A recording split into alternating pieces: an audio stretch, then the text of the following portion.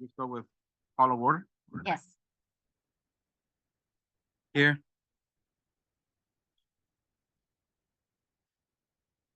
Present. Present. Here. Yeah, pledge of allegiance.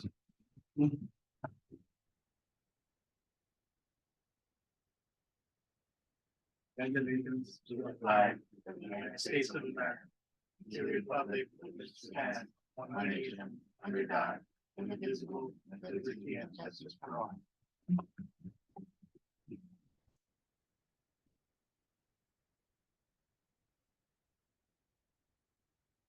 Roll call, right? I think Did already did, okay. Oh, it's because I was okay. No. So, approval agenda. no changes to the agenda. So at this time, the commission may announce any items being pulled from the agenda or continue to another date request, moving in the item of the agenda, which you said there's no reason approval, right? Mhm. Motion to approve. Second. Aye.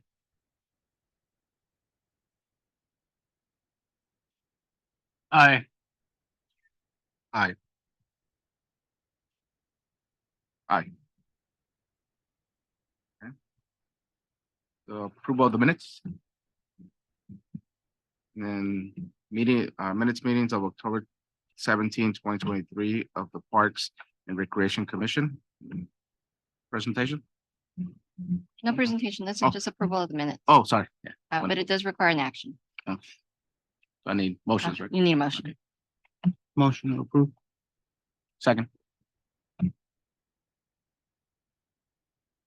Aye. Aye. Aye. Aye. Okay, we'll go ahead and do presentations. Yes. Up there.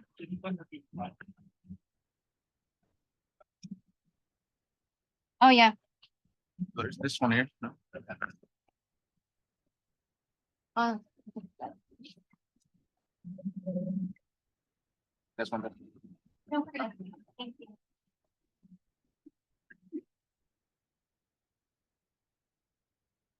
Jason, do you have the clicker? Okay, you got it.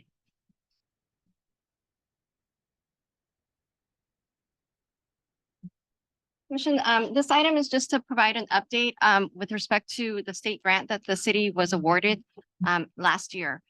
Originally, this grant was awarded for a location along Avenue 52. And since that time, the state has reevaluated the award. Next slide, please. And next slide. And in discussions with the state, they looked at other opportunities for the same award to be used to construct a park space. And so it has been allocated to Rancho Las Flores Park. So the award amount that this city received of $8.4 million will now be used at the Rancho Las Flores Park location to complete the build out of that park. About 13 acres is left to build out. So we are currently working with a design architect and landscape architect and engineering firm on rendering options. And then we will be doing some community outreach definitely once we get something that is a little bit more solidified in that form. Just as a ballpark area, usually design takes about a year, design and outreach takes about a year almost, and then construction takes another year. So just roughly, we're looking at that time frame of at least 2 years is kind of what we're kind of gauging. If it goes faster, that'd be great, but just from a bird's eye view, that's kind of where we're at. And I just wanted to provide that update that this is the location where we are looking at completing for park space. So we'll be looking at other opportunities because we did purchase. We do have site control for the property that is along 52 by Las Ponderosa Homes. So we do have site control of that property and we'll be looking for future opportunities to be able to develop that. Can you go to the next slide, Jason? This is just kind of showing the amenities. We did do some outreach a few years back, And when we did that outreach, the outreach also included what the public would like to see at the the full build out of Las Flores. And it's changed a little bit since we did the master plan of that park in 2011. Basically was the last time we evaluated that park was when it was first being built, right around that time. We had done outreach, and the design concept of the full build out of the park was a little different than some of these elements that are now being brought up by the community, where they want to see some more passive and more recreational focused spaces as opposed to only sports fields type of spaces.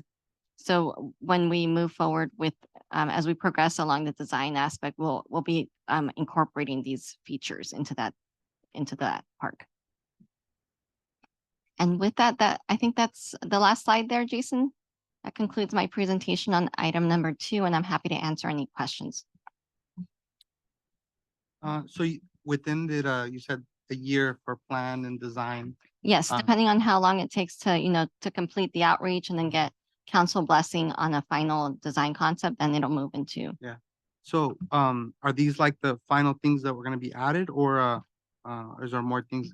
The reason I asked is because, I just found out that there's a Coachella Ringers Club.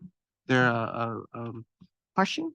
the Horseshoe, yes, they have a club and they travel, Palm Desert and other places to use their courses. And I know that we're building 3 of them already.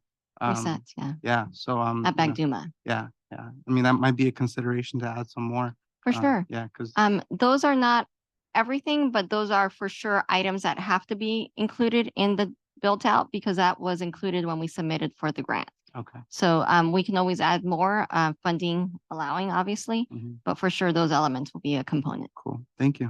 of course.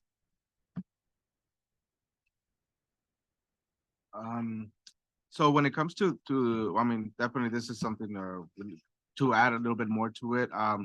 So we're not gonna add any more soccer fields to that, or would it be maybe that's one more field compared, to? Correct. The concepts that we're kind of evaluating do have open, field space, Mhm. but just the current build, the full build out of Las Flores Park as it was originally master planned, Mhm.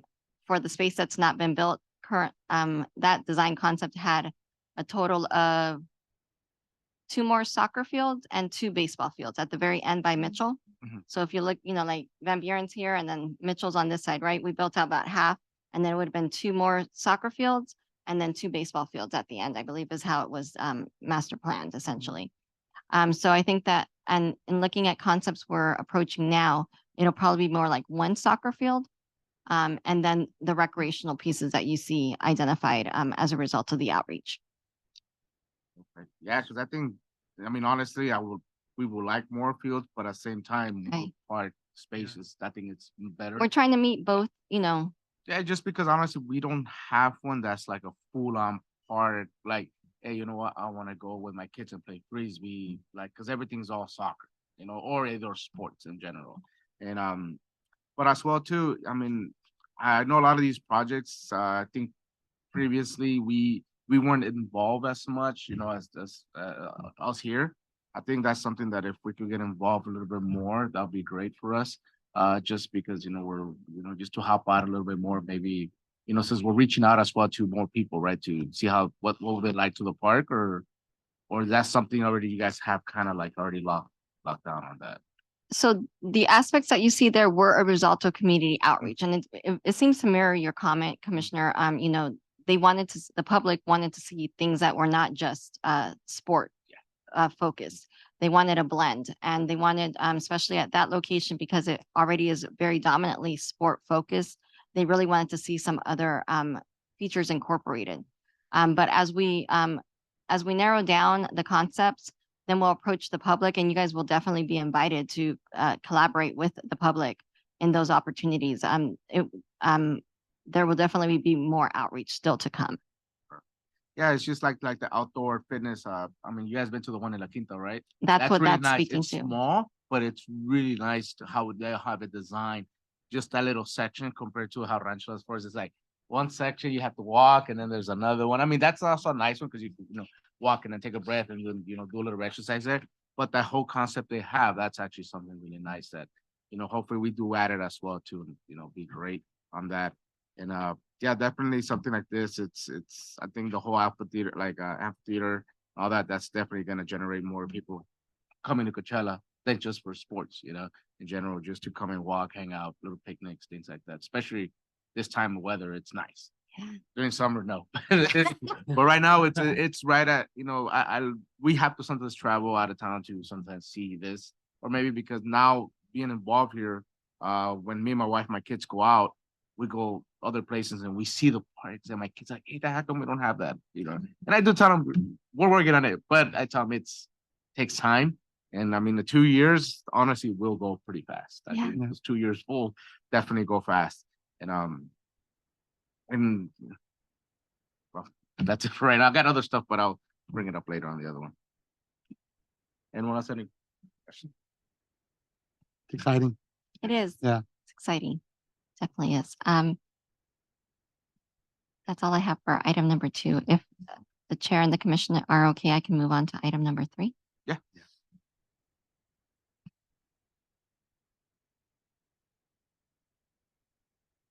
So this is also a very positive update. I think we did do a lot of outreach in the sense of just of notifying. However, it did come towards the end of last year, which is also kind of when a lot of the holidays were. So the city was successful in its submission for the transformative community grant. And it's been awarded $22 million. So in that submission, Jason, if you could go to the next slide, please. Thank you. It has many different features. I'm highlighting in this presentation primarily those that are going to be, altering our parks and green spaces. So, and I'll highlight some of the others that are not as park focused that were also part of this grant. So we did identify in the packet submission, and please keep in mind that, so the original submittal was about, I want to say it was 22 plus 7. So it was 29,000. And they did award us 22. They have identified that they would come back and make us whole with other federal funding. But at this point, we really have only the commitment from the state for the 22. So there might be some minor adjustments that we need to figure out where we're going to tweak from. At this point, I just wanted to bring to light what the improvements are that we would be moving forward with on this grant. And it would be installation of significantly additional trees at several of our park sites, including Sierra Vista, Veterans, Bagduma, Dateland, and the Avenue Tot Lot on 53. The transit hub would see additional trees. And then there's a variety of locations in the downtown along Grapefruit from 9th Street to 52. So continuing on that linear pathway that we have to 52. And again, the downtown and the housing site that is included in this grant. Next slide, please. And the next 2 slides were focused on health and equity and increasing that in our community. One way of doing that we identified in the grant was doing improvements and really probably looking at an expansion to the Bagduma Community Center so that we can add additional amenities, additional recreational opportunities there. I know identified here are things like allowing additional classes like yoga and Pilates and strength training. Actually having like a welcome desk to the center. So it's more of a center and not just kind of one large room, right? So it provide more opportunity and flexibility for adding recreation there. The other improvements at the parks include improvements at Sierra Vista, focused primarily at improvements to the skate park. Right now the skate park has Sierra Vista. At that location, we would be looking to replace the restroom primarily. That's one of, I think that's the park that has probably the oldest restroom facility at this point. So we'd be looking to swap that out, add some additional shade trees, drinking fountain facilities, and a bike kiosk. At Veterans Park, would be installing a splash pad and adding additional shade trees. Bagduma would get the outdoor fitness court that was referenced before. We're looking at adding it there close to, by the boxing club and the community center, so it can be used for both to augment both programmings at both community centers. Add an inclusive swing set and install additional playground equipment. At Dateland Park, we're looking to rehabilitate the skate park at that location. And at the tot lot, it would really get a full refresh at that location. New playground equipment with shading. Those would be the components we'd be looking at that location. If you could go to the next slide, please. One more, sorry. And then, although these are not as focused at specifically the parks, they work, they're collaborative to this grant, right? So I just wanted to mention them. The grant, of course, identified community engagement and displacement avoidance plan so that nothing that is added into our community creates any kind of displacement. There would be tracking data for the improvements, workforce development. All of these elements that we're describing, we just described the health element and well-being. That is in partnership with Desert Recreation District. I think prior to that, we identified some of the urban greening items. Each of these elements and all the elements listed on this slide are in collaboration with partners. We were very successful in being able to collaborate with different members of our community. And that is, I think, one of the key factors that made this such a successful award and application and resulted in award. So throughout all these elements that you see bullet pointed here, there is a partner that we're working with. So for example, the workforce development, we're partnering with SET in Coachella. And the other ones, as I mentioned, we're partnering with Desert Recreation District. For the car share and mobility, I know that we're working with the LEAP Institute. Solar, we have a partner in that. Active transportation, all of these elements have a partner. And the housing element will bring senior housing to the downtown. So that, I think, kind of concludes this update. Happy to answer any questions. And the total award, as I mentioned, was $22.1 million. 22 what? 22.1? This is not so much a question, but this is so exciting to hear. I grew up in Coachella, right around the boxing club area, and that building in that area it's stayed the same for such a long time. And to see that it's gonna be changed and upgraded, it's exciting. It's gonna look, like you said, inviting. So just happy to see that we're moving in this type of direction.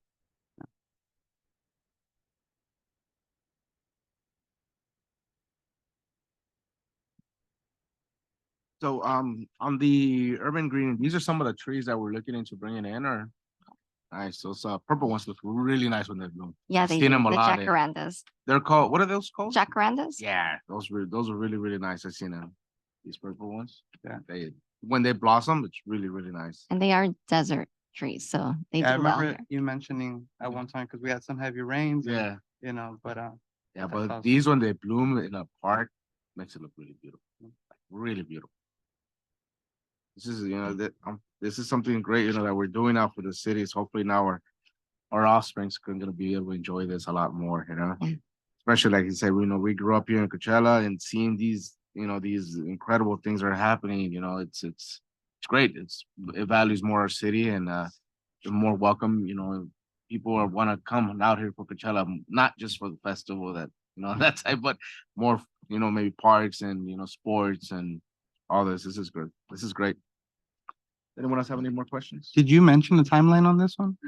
This one, we don't have a timeline yet. It has so many features, so we really have not quite gotten to that aspect of it. I think we're kind of in the 3 to 5 year range, probably in that. And I'll confirm, but at this point, we haven't done enough planning that I'm comfortable giving you a timeline on Yeah.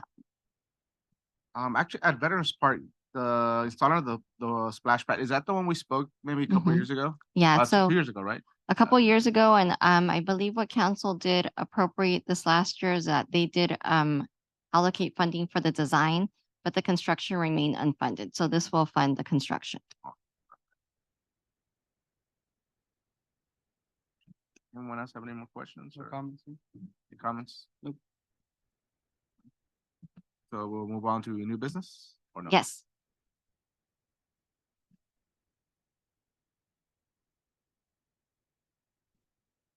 It's pulling it up for us.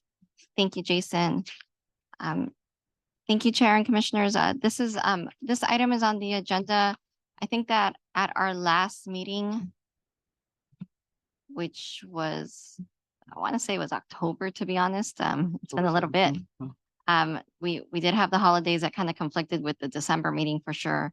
There was some conversation during the last meeting in October by both leagues, I believe, concerns about the community field use days and access to fields. And I think Field 4 was discussed at Bagduma and requests by CBSL to be able to utilize that field more because of their basically they're growing out of their space at Las Flores, right? So we sat down with them as a result of those conversations that were had here, and we're able to hear out some of the challenges that are also being created with regards to access to facility space. And some of that is a result of the community field use times. So I'll go through kind of what the program looks like now and what some of the comments were from that meeting. We met with both leagues were present, as well as members from the community group that were very instrumental in establishing the community field use program. So the community field use program did kind of come to play late part of 2017-18, but as of 2020, you'll see what was established here. I think in 2017 and 18, we only had one day identified at each park as a community field use day, and the need grew to include at Bagduma Mondays, Wednesdays, Fridays, and Saturdays, and at Las Flores Tuesdays, Wednesdays, Thursdays, and Saturdays. I think I might have skipped. Okay. And they were originally created really because during this time we were still charging a fee, a facility use fee. So it was basically counterintuitive with respect to some of the community being able to access field space with lighting because of the fee, basically. So the community field use program was established to allow free access, first come, first serve approach to those field spaces. Let's see. Jason, can you go to the next one? Thank you. So in speaking with both of the leagues, what was discussed, these were basically kind of the concerns that were brought up. That as the program was originally created, it was when we had the fee-based program. At this point, all use is free. So the only thing that gets charged, if at all, is really the deposit. So folks that rent a field, they leave $100 deposit and they can use a field for up to 2 hours, 4 times a year, 4 times in a 6-month period, excuse me. And now what they're seeing is that because the fee is not being charged for anyone, a lot of folks are using them in ways that I don't think was anticipated. And there's a lot of travel teams that are occupying the space. And they do charge for membership into those teams. And so now they are getting access to the facility. The leagues are not able to accommodate all of their field uses. So we have this kind of self-created, right, conflict where we've invited an additional group of folks to use it. I think that the original intention was more for practice spaces to be available and not games by travel teams. CBSL has also identified that as a result of the community field use days, which originally they had agreed to, they are now having challenges. I think they identified this during the October meeting, that their youth games, they don't really have a lot of flexibility as to when to schedule those. They only have Monday as an MOU day, and then Tuesdays, Wednesdays, and Thursdays are currently community field use days. So those are challenges that they're kind of being faced with. And I don't think I identified it here, but another topic that came up is that they are both leagues and the community group, I think, all agreed that after like 8:15, the fields are really not being utilized. So the peak hours are like 6 to 8 basically, and then there's no use. So having the field space still be identified as only community field use days after 8:15 is basically a waste of facility use because it's not being utilized. So some of the recommended adjustments, and if you'll go to the next slide, please. some of the recommended adjustments that all members present kind of came to were the ones that you see on this slide. So they were requesting that after 8:15, field uses would revert to MOU date, basically MOU use, right, to the league from 8:15 to 10:30. And we've basically been allowing, although the parks technically close at 10, we allow until 10:30 use because a lot of times there's kind of that bleed over, a game goes over or doesn't. So we've been real flexible in allowing up to 10:30 and at both Las Flores and Bagduma. So that was a request for both parks. And then at Las Flores Park, Field 1 and 2 on Wednesdays, it was asked again related to the being able to accommodate their field use for youth. So Field 1 and 2 on Wednesdays, they've requested that that be identified as MOU use, where it would still leave Field 3 as community field use on Wednesdays. At Bagduma Park, Field 3 on Fridays, it was requested it be treated as MOU use. And the last one that was requested was that Saturdays be removed as a community field use day at Las Flores Park to allow for youth league games. This request, just in full disclosure, was originally requested by both leagues. However, the community group only was agreeable to the Saturday at Las Flores, not at Bagduma. So this was an email circulated, included all the members present. There was no reply back from anyone with this. So I'm presenting it as all are agreeable to it, as I did not hear back any negative comments as presented by the community group. And I think that does conclude my presentation, and I'm happy to answer questions. Staff is supportive of these items. We do feel that it does open up a lot of the uses that were noted in the October meeting. And then when I met with the members in November, these really did seem to address a lot of the struggles that they've identified that were prohibiting some of their use, especially the after 8 o'clock component. It opens up all fields for them from, basically they can get a game on every field from 8 to 10:30, 8:15 to 10:30. So happy to answer questions. That actually is great, that additional time frame. Just because I passed by that field and on community day and it's dead, technically after 8, like it's already dead. So I think, they'll be able to get maybe, a couple more games in between that time frame, which is great. Especially because, I think using the fields now and then just gives them that extra time frame to be able to bring in a little bit more teams in. Just, between, that's what, 8, 9, that's about 2 hours, right? It's 2 hours. It Much gets them a better, game of field. Yeah, that gets them enough time, and that to be able to, depends on the who's playing, but if you got little kids, you got 2 fields in general, which is great. And I think this is kind of helping solving one of the issues, right? Will this help Yes. a little bit? This seemed to, at least for the moment, seem to address the concerns that were brought forth for you guys on the October meeting. Yeah, this is great. Yeah, I mean, I remember even months before that, the organizations coming together and it was a lot of finger pointing. So I'm really happy to see that everyone's been able to come together and figure out a solution to move forward. And if the staff is comfortable with these changes, then I'm comfortable with them as well. And I know that both CISA and members from the community group are present. I don't think I see a member representing CVSL, but we've been in communication with all 3 groups noted, and they're all aware that this item was being presented today. So. Awesome. Did you guys want to speak to this item, or are you?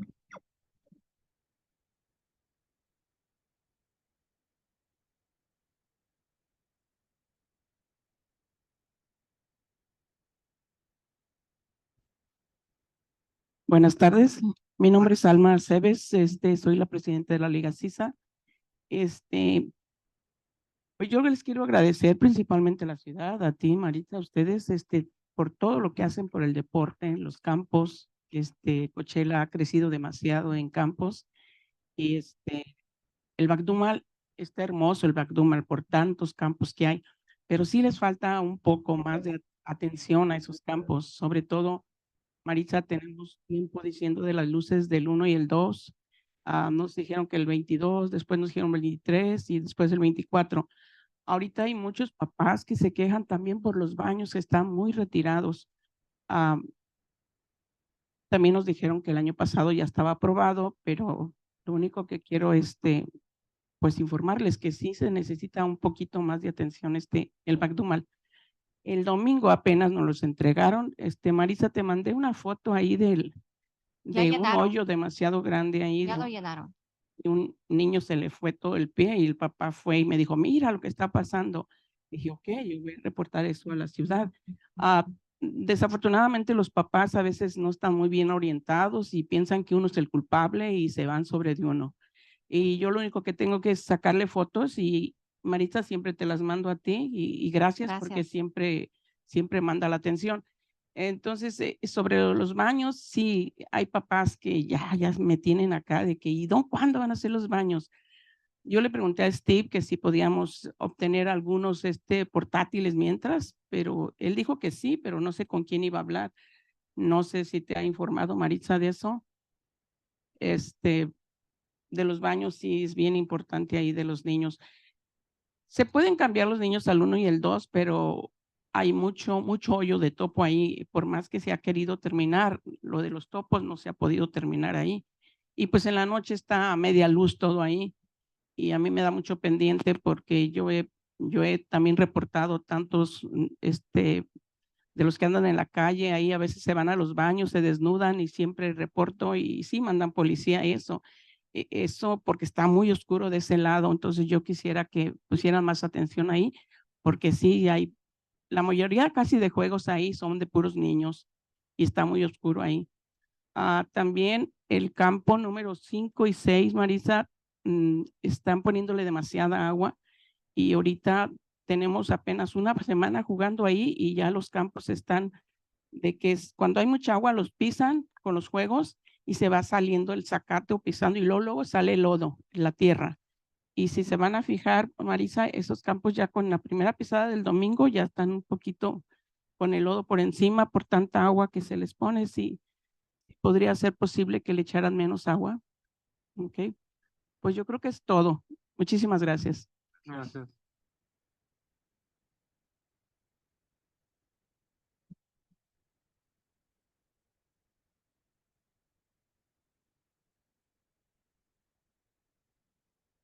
Hello, I'm Juan Alvarado. My wife and I, we organized and spearheaded the movement to get the community lights on for free for our community, and with the help of Maritza and obviously everybody that helped organize. I also, as part of the community, met with both leagues to get them to agree to these hours and community days and why is there community days? Because there was always games and no space for the kids, right? So I think that it's great that I do agree that those after hours, yeah, they should belong to a league, but I think there's an issue, and you mentioned it earlier, that whole finger pointing, right? I think you guys and the city of Coachella is doing our community a disservice having two leagues because of that bickering. If we had one league, it'd be more organized. So whether it's CISA, CVSL, DRD, or someone else, right now, I feel like it's a disservice to our community having all this. So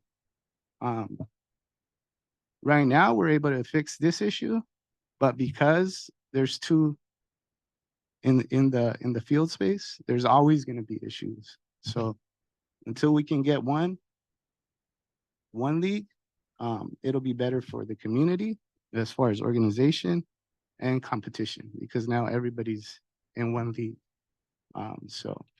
But that's my public comment. I'm always willing to work with the community.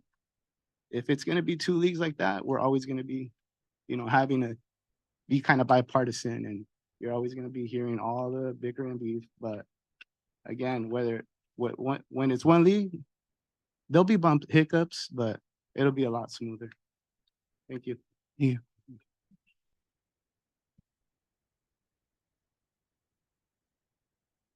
Delia, are there any more public comments on this? No. None online, right, Jason? Happy to answer any other questions on this item. This item, it is a new business, so it will require, we would ask for a recommendation on this item. Okay, I mean, I do pretty much commenting on one of the things about, you know, having one league. I mean, honestly, that doesn't work as well because then it's kind of like monopoly type deal. I mean, I understand there's two leagues. There is always gonna be competition between two leagues. I mean, we just have to work it out. I mean, unfortunately, that's the way it is now. And then also regarding now, we're not charging the leagues at the moment, right? How much are they really saving at the moment? Like the leagues, in other words? We're not getting the fees monthly wise, let's. Comparable to what we were charging last, I mean, granted, I don't think we've charged for like, like I was gonna say 3 years at least. So I want to say they were paying probably around 60,000 a year, Alma. So it's a lot. Well, It's that's not- a lot. It's not a eh, not a small number. Yeah, it's a lot. So I think also as the leagues should have some responsibility towards fixing the fields because they're saving that amount of money, even though I know it's, you know, it's the city's issue. But if I run a league, I want to make sure it's the best. So that means if I'm saving money from this, that means I'm gonna allocate that money into fixing the field because it's pertaining. I want to make sure my league is the best. So if that's the way I would see it because I want my players to play in the best fields. I want actually people from that league to join my league because I'm putting all that money that I'm not using into fixing the fields. Meaning those holes, I know the cities, sometimes they take a little extra time. You know what? Let me get a truck, you know, pay someone to fix that little pothole at the moment. I mean, that's something that I see if I was running a league. Just because I've been to the fields, yeah, the holes and the topos, it's a huge issue. But if the money the league is saving that amount of money, I think they should also sometimes say, you know what, let me fix this issue real quick for the kids. It's the safety for the kids. That's one thing that I will go right off the bat with. Just because they're saving money there, so let's allocate that money there. And then the restroom things, I know that's a big issue because sometimes, you know, having a daughter, I can't send her, hey, better, you know, la esquina or something, figure it out. So I have to, my wife or I have to walk her to the restroom. The portable things, I see them, it could work, but they have to be probably removed every single night because someone will trash them or, you know, things will happen. So I think that's the biggest issue that we see. But we do have a thing with the restrooms coming up, right? Is it So it actually was awarded. it's a, It was awarded and ordered already. So they're prefab. They're very similar to the ones that we already have at Bagduma, the block wall type style restroom facilities. But it does take about 6 to 9 months. I think it was the lead time that the city engineer noted to me. So they are forthcoming. They are on order, but it is going to take us a little so bit. let's say about a year, right? So give or I take. do think that the installation timeframe that I was given was the late summer. So this year. This year. So it's something, they are no, let's say coming. we're working on. Yes. It's something that's already been programmed. It's been working. So that's something, you know, the league could actually mention to, you know, the parents, hey, they're working on it. It's been approved. It's Yeah, there is light at the end of this tunnel, like Yeah. real light, you know, it's yeah, and the not, light issue, not a when is candle. is that something happening this year as well too? the light issue is a project that is also forthcoming, but I don't know if it'll happen as early because the restroom funding was allocated a year before Mhm. the light was allocated. So let me follow up with him on that one. But it is also committed funding. It just, I don't think it's as far along as Is the that restroom. something that the league could say, you know what, we'll fix it and then get a reimbursement from that or no? No, Oh, okay, because I say that could be another option if that. but it's not a fix it. So really the issue is, I mean, it's adding new installation ones. of Yeah, new installation new ones, poles. Yeah, new. poles, Yeah. Okay. That's 150,000. Yeah. Yeah. That's a lot. Because even I think portable lights won't probably benefit because the in and out, taking them out and out. And that's, there's vandalism that happens. I mean, I know that on the Avenue 53, both leagues have actually tried portable lighting and they've had different challenges with that. Yeah, I think they were saying that they were either damaging or trying to Vandalized, steal. when happened, and yeah, different things. And then since we're on that one, I don't know if this comment will pertain, but, we had, my daughter had a tournament out in Moreno Valley, and all they have, it's that turf, like that plastic. AstroTurf, Yeah, is that something we ever consider, or it wouldn't work here in the valley because of the heat? there's two components, so we have considered it. We haven't executed it because it's very costly. Yeah. But it's not necessarily just that, is that, you have to replace that, every like Every- 5 to 7 years. If not, it looks very poor because it's basically carpet. Yeah. So you're running on carpet. And then in the summer months, there is the black layer that goes underneath it that significantly escalates the temperature on there. So then you've got to throw basically a significant amount of water on those areas in order to allow playability. In the summer, they would almost not be usable. Yeah, and that's something I think I kind of thought of that, because I know a lot of people have issues when they have that grass, damages because of the sun during summer and stuff like that, and it's super hot. But I'm like, if it's something that will be worth it, if it will save the city money as well, I mean, it's something, because I don't know how much we spend in water, how much we spend, in the yearly maintenance. We and stuff have like- evaluated. I don't and think then, it would save. The numbers um, don't work. No, I've talked to Ontario and Fontana that had those areas and they were not super, the maintenance teams were not, They're not excited about. were identified that they're extremely expensive. Yeah, because And- they're nice, they're really nice, but sometimes I feel like, there's nothing like playing on real grass as well too. So I think if we had set aside areas that were not used daily, Mm. that you had like your game fields that really were only for like the games, I think maybe that would be something to be evaluated. I think some areas have more control of spaces that are only for games. Those places sometimes have, like the more stadium type places, that they have the AstroTurf because it's not being utilized all day and accessible all the time. So they have more control of those spaces and it allows the life of those Yeah. spaces to to last long. last. That's, you guys have any comments, questions? Go ahead. Go first. So these leagues, they're nonprofits, They are both nonprofits. so they have board directors. Are we, They both have boards. They have their established operations, their hierarchy? well, they have all of that, but they have their Bible, right? The one that create bylaws. Thank you. Their bylaws. So that they have their bylaws. It's been submitted to the IRS. It's filed with the IRS. It's available for the public to view. And when it comes to leagues, multiple cities have multiple leagues. What is usual for the amount of leagues a city has for each So sport? we are the only league in the valley that has more than one league in a sport. We actually used to have 2 in each sport. The only sport that now has 2 leagues is soccer.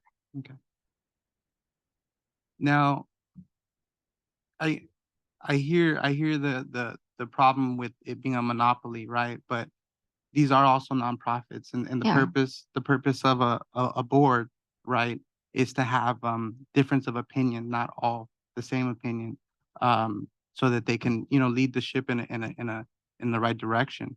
And I think Juan had a good point, but I know that's not on us to say, hey, you guys have to blend together. I think that's something that these 2 leagues would have to work through, I would assume, right? If that's something. There's that is a question for, it's really a policy question. Obviously, the city's facilities are the city's to control, Mhm. and we identify, you guys recommend to the council, and the council identifies ultimately who's allowed to use them. Okay. But we cannot force the organizations to merge. Mhm. It would be a determination of who the city chooses to authorize use of their facility, right? So the city's collaboration with all of our nonprofits is really the city provides the facility and the nonprofit provides the services. Yeah. Yeah, and again, I think it all boils down to collaboration, right? And as I said earlier, and Juan brought it up, when I first got involved, I just saw a lot of bickering, and now we're at a place where it's a lot more, we're headed in the right direction. So, I don't want to throw a wrench in, the grinder, right? But, so like if we're headed down the right direction, let's keep moving forward. But if there's a way where these programs can work together, then that would also be ideal. But I guess that's not on us to do. I mean, I understand we have certain parts that we can control, but yeah, it was just a question that I wanted to know. Thank you. You guys have any more comments? Yeah, I got a question about the travel teams that rent out the community days. How does that work? They just show up and pay the fee and then reserve the field? and So then- it's twofold. The community days was set up where it was first come, first serve, right? So if you come and kind of claim the space, that's a first come, first serve approach. During community days, you could also rent the facility. So you could rent, we've established from I guess, a procedural perspective that anything that is 2 hours or less is not a special event. It's really just like a pickup game or scrimmage. That way it allows those opportunities. But the reported concern from the leagues is that a lot of the travel teams are essentially having games on community field use days. So they're renting the space during those days, and it kind of it counters, I think, what was the original intent, right? Where would allow for practice for the youth during those times. So it really is kind of it's not something that we really can manage, to be honest, because I can't keep track of all the different teams, and they're not just teams from Coachella. There are folks that come from other agents from other cities, and if they just have one person that lives in Coachella, they could also kind of get around that component, right? So, but that is a challenge that has resulted from having community field use days, because it's not set aside for a league. It's open to anyone to access, and that happening is kind of I guess a kickoff of having these available those days. So I think that they have identified some good ways to shore it up a little bit, and also be able to at least they've kind of reclaimed some of the times, at least for the kiddos, right? So that way they can, at least that's what was presented. So That can be pretty frustrating, seeing from them. And I see it as, our community's parts that it should be for their use, for the community's use. But I mean, yeah, there's literally you can do to control it. People come out from other cities, then camp out, and then reserve, or even like you said, there's someone that they know someone that can just be there as the community. So yeah, I think that for the most part, at least our leagues and our groups, they know that they have that opportunity to reserve it. So hopefully they are taking advantage of that for our local teams, so that they are accessing them when they need to. But at least presented tonight is ways that we can at least recapture some of those for the areas where they are being conflicted out and not being able to program their recurring needs.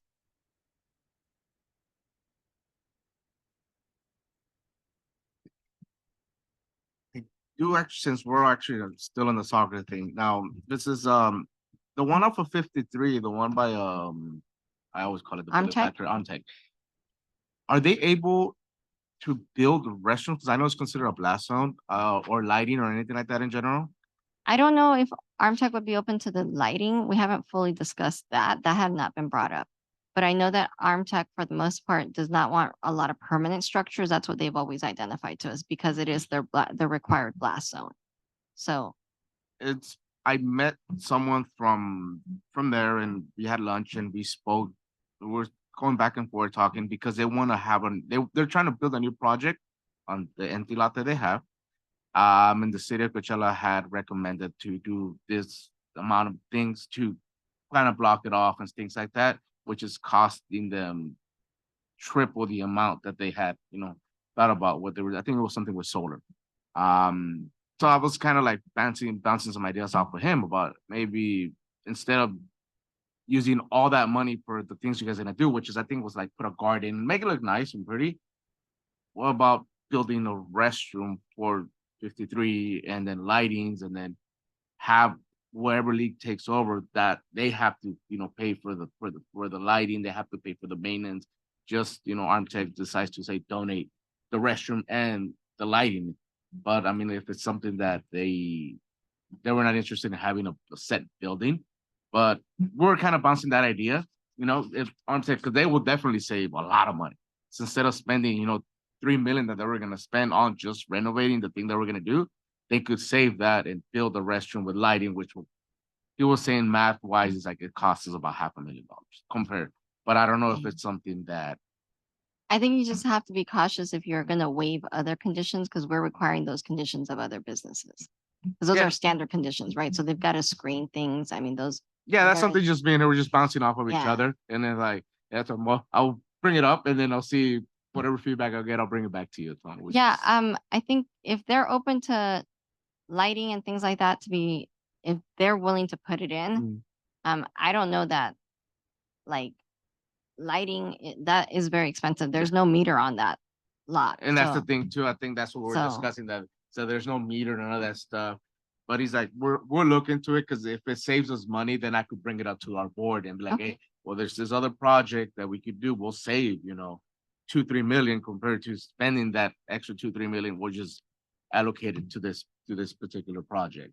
And it's just still their land, and but as well, said it is a blast zone. So I told him, you know what, it's a blast zone. So I'm a little bit, On the- I don't know how that on the will fence work. on that. Yeah, I know it's in a gray area, but I mean, Yeah. but to me, that was a solution to help out, because now one league could completely take over that, and that's 4 fields. If you really think about the field usage, that was to me to help solve a problem. No, That's what I was understood. trying to help, with. I think that, as you noted, Armtech would be open to that conversation. Mm. But it has a lot of variables that need to be kind of thought through, on the league side as well, because Mm. those are added costs that they would be Yeah. absorbing. And that's what I told him. It is, I mean, no problem, but as well too. I mean, it just benefits because now they have 4 fields. In other words, whoever league decided what to take. But I told him, you know what, it's something, I don't know much about that stuff, but I said, I'll bring it up, and then I told him I'll bring you some feedback, and then I'll get the right people involved into this. But that was just something, like I said, we were just going back and forth because I was discussing the issues we were having. And, and he's like, oh, I might have a solution that helps you and me, and we'll work it out. But I'll talk to them and see, maybe talk to you guys about it more if it's something that is able to work, or if it's something in the gray area that it's just not gonna work. Have any comments? The only thing is, I do like the adjustments here. And, what would be the next step for us to make a motion?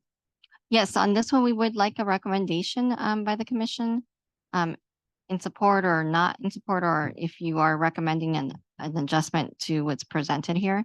And then this item will go to the council meeting next week for their approval. And then those changes will be incorporated into our programming. Okay, I would like to make a motion to recommend these adjustments. I'll second that as well too. I think it's helping a little bit of the solution that we're, like I said, we're breaking the ice a little bit more. So it's something definitely that's gonna help us out. And this one, it is a roll call. Commissioner Caballero. Aye. Commissioner Hernandez absent, Commissioner Gallegos, Aye. Vice Chair Granados, Aye. and Chair Avila. Aye.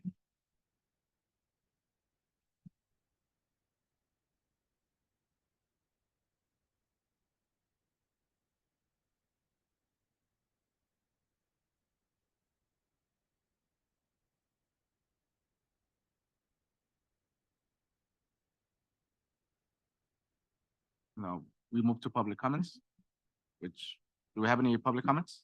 No, none.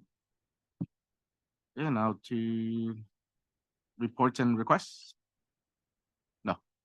Yeah. Yeah, And that would be for the commission. I don't know if there's any additional. no, I kind of made all the comments that I made.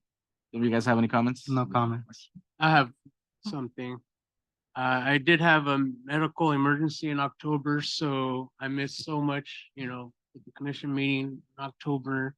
But this is probably to you, Maritza. Whatever happened to Adopt a Park and Adopt a Street program? Did it ever go through or? It did, both were adopted by both, recommended by the commission and then adopted by the council. So they are on our website, I think under Parks and Recreation. Both are available. The applications are online in case there's any groups that are interested. Yeah, I'm still trying to catch up with everything, especially my emails. So I just wanted to find I out. can send you the link on those apps in case you're interested. Could you Oh, send on yeah, the oldest? please. Oh, for sure. Yeah, thank Yes. you.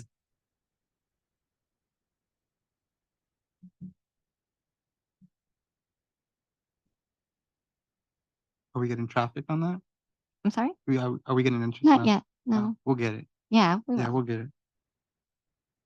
That's it for me. Some comments and Public Works Director comments? I don't have anything else to report. I'll bring you guys an update on both, the restroom. Like I mentioned, I'm pretty spot on that one. I do think we're looking at about, late summer for the restrooms. And it's both restrooms. So they'll be replacing the restrooms, by the basketball courts and then the new restrooms for 5 and 6. So we'll be getting 2 sets of restrooms at Bagduma. And then I will confirm with the city engineer with regards to his timeline for the lighting improvements.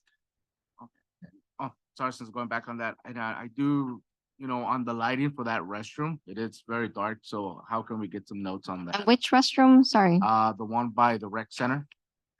Look, Okay. Let me take a look at it. Yeah, cause like sometimes at nighttime it's very, very dark in there.